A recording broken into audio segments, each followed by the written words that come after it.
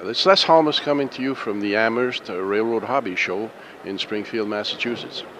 I'm with Gary Paulino of TrainTek, who has a super product for us. It's the AuxBox, which you might have seen if you were reading MRH. Hi, Gary. How are you? Hi, Les. Good. We're glad to be here at the Amherst Railroad Hobby Show. We'd like to introduce the AuxBox. Essentially, it's DCC toggle switches, DCC controlled toggle switches. And this concept came up when a custom model railroad builder friend of ours was looking to control a carnival scene for his customer with a DCC throttle. And there really wasn't anything that we could find that had the capacity and capabilities to do that. So we did a little bit of homework and talked to a designer friend of ours, and we came up with the AuxBox. And the easiest way to think of it is anything that you would use a good old-fashioned toggle switch to turn a lighted sign or building lights or possibly even a track, we can do with the AuxBox. So what we've done is on the board, we've put 8 electronic solid-state switches. Okay. And they each have their own stationary decoder address. Now, we don't provide any kind of a voltage out, so that allows you as a modeler to use any accessory power supply that you need to operate your accessory. For example, that Citco sign up there is by Miller Engineering, and that is the stock 4.5 volt battery pack that comes with it. And what we did is we just looped the wire for the feed for that through the AuxBox, just like you would ordinarily tie in a toggle switch to turn it on and off. But now, instead of having to run over to the other side of the layout and flip a toggle switch to turn that sign on, you can just call up the stationary decoder address that it's assigned to, such as we do here, and very simply turn it off. Okay, I see. In other words, you can control this from any system. Does it have to be a specific system? It's compatible with every DCC system that supports stationary decoder addresses, and you can address the switches in the entire range from 1 to 2044. So you've got a lot of choices. The default addresses are 101 through 108, and if the user can use those addresses, he doesn't have to change anything. He can leave it exactly the way it is. Well, that sounds real great. I mean, it keeps you from wiring all that stuff up.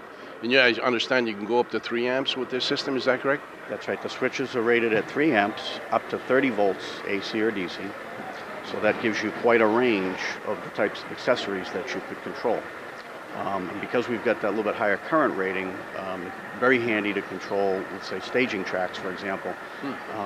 We've all got a few sound locomotives in our fleet, and they're growing more and more. And when a lot of them, at times, they're sitting idling away in a staging yard or an engine terminal, they're using up booster power. So sometimes we wind up with nuisance tripping or other issues. So one thing that we could do with the AuxBox is we can actually utilize it to turn staging tracks on and off with your DCC throttle. So instead of the old way where we might put a toggle switch on a control panel or on the area of the fascia near the freight yard, now we can do this with our throttle, so you don't have to run across the side of the room to get a train out of the yard. Well, that's, I'm a roundhouse turntable type guy, and I just saw the application here for all the stalls in the roundhouse. So you could actually turn the power off with your controller. Absolutely. And PC users, you can take it to another level now too, is because we're operating with stationary decoder addresses, you could turn your accessories on and off with your computer.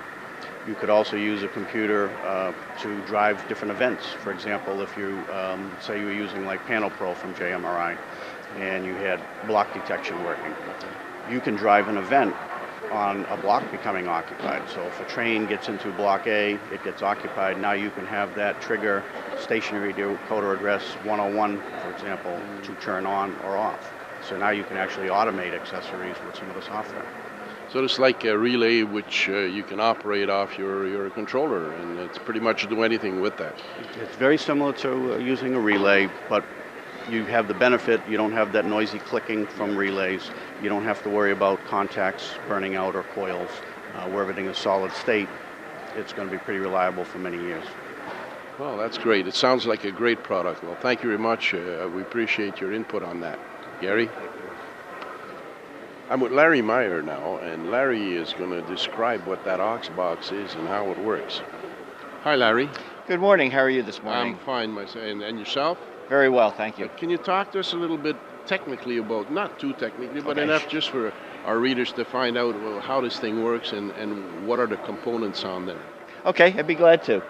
First of all, the AuxBox consists of 8 switches, and you can see there's lights here showing whether the switch is on or off. The DCC comes in here, and you can connect to 4 switches on this side of the board and 4 switches on this side of the board. Each switch is composed of an isolated MOSFET switch, and the reason we did it that way is that MOSFETs are very rugged. They're not susceptible to contact burnout like a relay is, and these MOSFETs will handle about 3 amps. So 3 amps can be used to switch light bulbs, it can be used to switch actually DCC, or anything else that you can think of that needs to be turned on and off underneath the DCC command. These switches can be addressed individually through 8 separate accessory addresses, just like any other normal accessory can be addressed by DCC. But in fact, those 8 addresses are not necessarily permanently attached to any particular switch. We've arranged the AuxBox such that you can link a switch to an address any way that you would like to. For example, when you get the board, each of the 8 addresses would be assigned to one of the switches, so you would have 8 addresses and 8 switches, so you can individually access them. However, you can reprogram the board such that any of the addresses goes to any of the switches. For example, address 1 could be assigned to switches 1, 2, 3, and 4. So when you turn address 1 on, switches 1, 2, 3, and 4 would activate. You can also assign a CV that will tell the switch to either follow the DCC command or reverse it. And by reversing the command, you can make, for example, a single pole double throw switch, or you could in fact make a 4-pole double throw switch, or even an 8-pole double throw switch if you wanted to. I'm looking at the board right now, and I see those 2 flashing lights. Are they in conjunction with the signal just about? Yes, the signal is flashing, and it's being flashed by the AuxBox. The switches can also be linked to a timer function, and what that allows you to do is to, on a timed basis, turn the switch on or off. There are actually 2 timers, and they operate opposite to each other, and you can assign any switch to either of the timers. In this case, we've assigned 1 switch to timer 1 and 1 switch to timer 2. So timer 1 turns 1 light on for a time, turns it off, then the timer 2 turns the next one on. So what you get is a flashing back and forth. That time interval on either of those 2 timers is programmable. Presently, we've got it set to about 1 second, which for a crossing flasher looks about correct. But you can change that if you want to.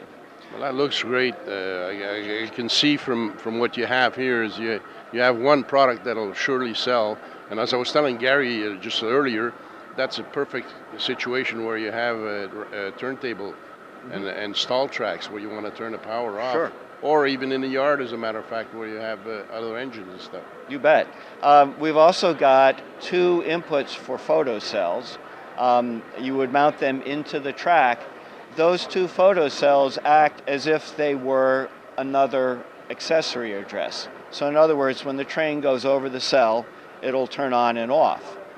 That on and off signal can be linked to any one of the 8 switches. And again, you can tell it whether to turn the switch on or turn the switch off when it sees that signal. So for example, you could set it up so that a train coming into a block would cover a photocell and enable another track. Or alternatively, when it gets to a certain point on your layout, you could set it up so that it would disable a track, which would then, of course, allow you to prevent, say, a crossing at a switch or something like that as a lockout mechanism. Well, that's great, Larry. We appreciate your technical input on this, and I'm sure you guys will be asking a lot of questions. Thank you again. We'd be happy to answer them. Thank you very much. Celeste Halmos again from the Amherst Railroad Hobby Show in Springfield, Massachusetts.